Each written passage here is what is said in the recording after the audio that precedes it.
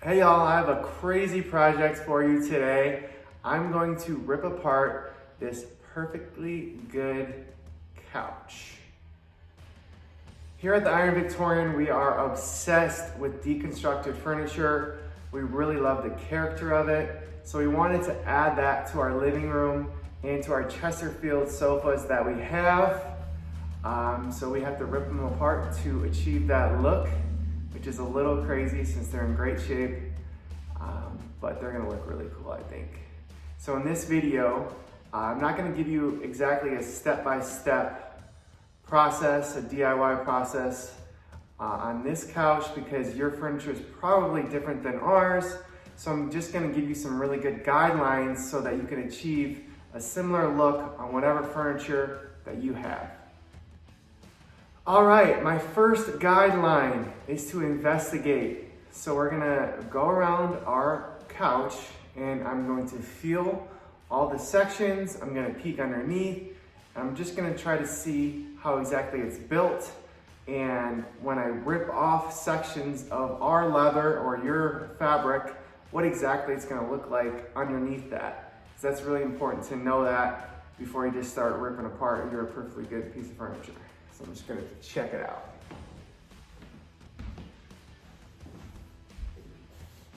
So I definitely want this section gone. So I'm just gonna feel this.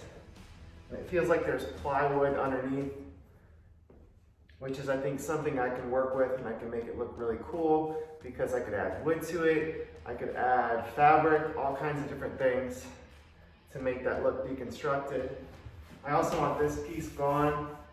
And this feels like it's a hard surface underneath as well, which I'm sure I could do something with. All right, my next guideline is to make a plan. Go in and figure out which sections you want gone and which sections you want to keep. That's really important. So for example, this section right here, I want it gone, but this section, I want to keep it because this holds my cushions and it's really important for the structure of the couch to keep it comfortable to sit on. This is really important for when you're cutting. You don't want to cut the seams high enough up where this is not connected to the couch. That's really bad. We do not want that. I also want to keep this really cool arm, but then I want to get rid of this front part. So just do some investigating, make a plan. Alrighty, once you've investigated and you've made a game plan, it's time to dive in and start ripping apart your piece of furniture, which is a little scary. To ensure that all the pieces I want kept stay there and stay attached, I'm gonna cut down about 1/4 inch from those seams. It doesn't have to be exactly perfect in this step just to get everything off. Once everything's off, you'll be able to see exactly where things are attached and you'll be able to clean up that line a lot better with a better picture of when it's off.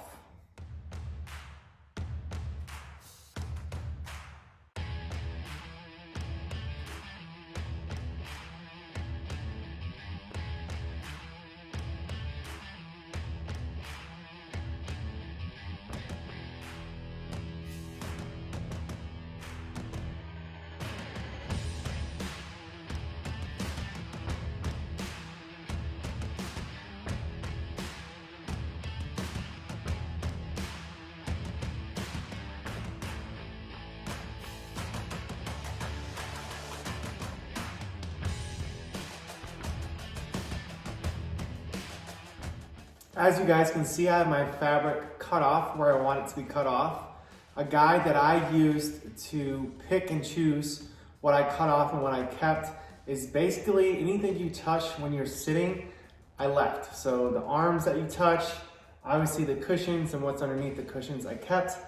Everything else I ripped off. So this front part, the front of the arms, the side, and also the back part is all completely ripped off.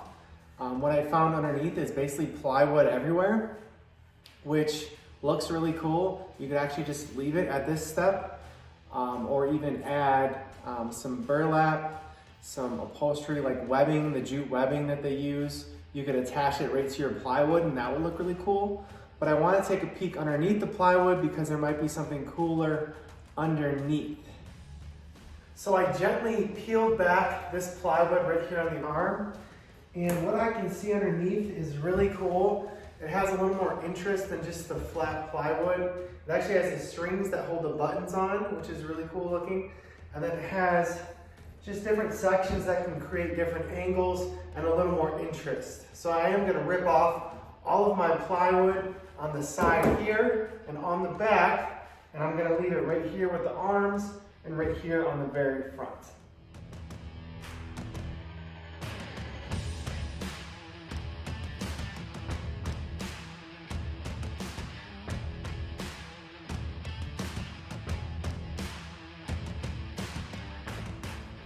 All right, as you guys can see, my plywood is ripped off and it looks really cool, just like it is, but I need to add a little more character because this couch is only about 5 years old, so it doesn't have the cool burlap or the jute underneath like an older piece of furniture would. So I'm gonna have to actually add that in to cover up the new stuff, but it's gonna look really, really great. To add that old world feel that we want on this couch, I'm just gonna use some burlap and some jute webbing. They used to actually use this to build furniture back in the day, so this is perfect.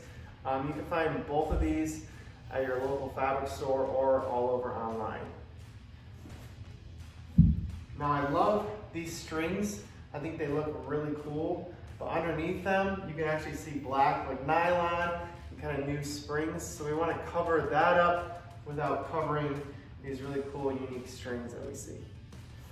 So I'm just going to take my burlap, take it apart, and I can actually just stuff this in behind without even attaching it, and it looks really cool.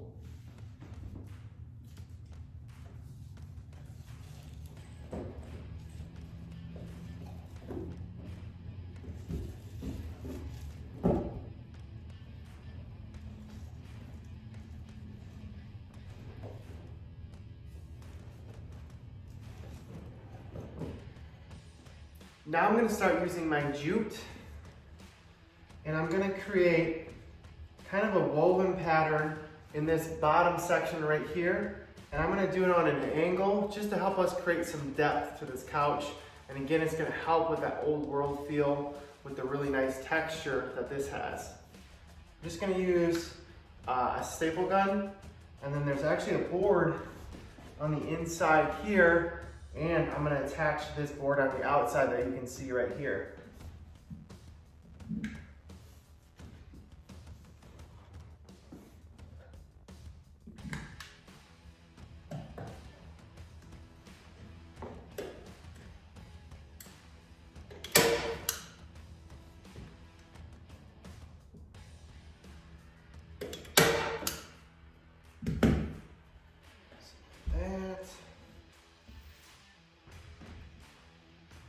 Now I'm going to trim it to fit.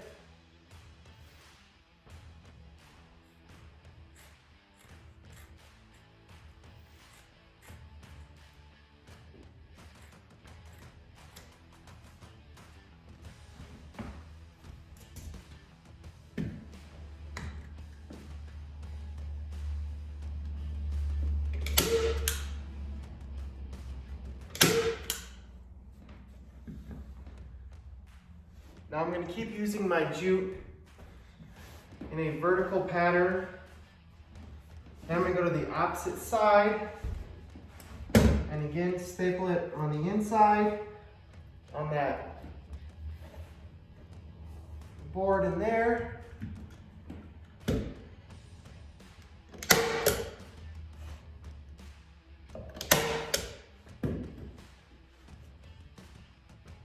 Trim it to fit.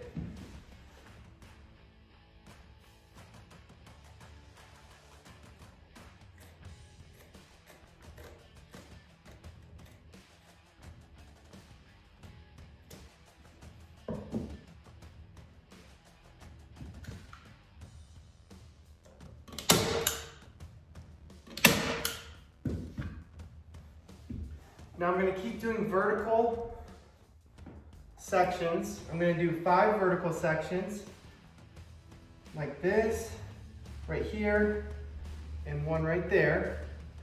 And then at the end, I will weave in 1 horizontal section to kind of give you that basket weave look on a diagonal that's going to create that character that we really love on the deconstructed furniture.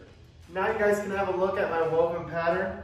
As you can see, it's not perfect, but this is supposed to look like an antique. It's supposed to look really old, beat up, so you don't have to do it perfect, and honestly, it just adds character.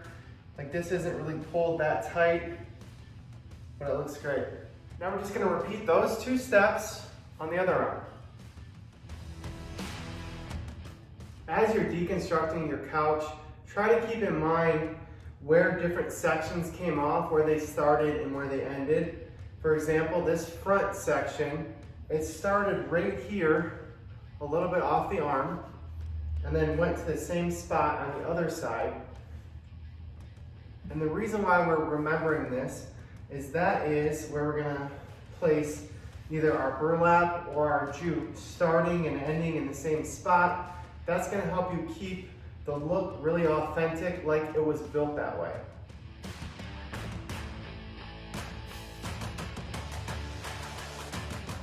To create a little more interest to the front of the couch, we're gonna add 3 pieces of our furniture jute. 1 at the end, 1 in the middle, and then 1 at the other end. And then, to add a lighter color, to really give it some more character, some more depth, we're gonna add this white jute that's a little bit thinner across the whole bottom where our burlap is.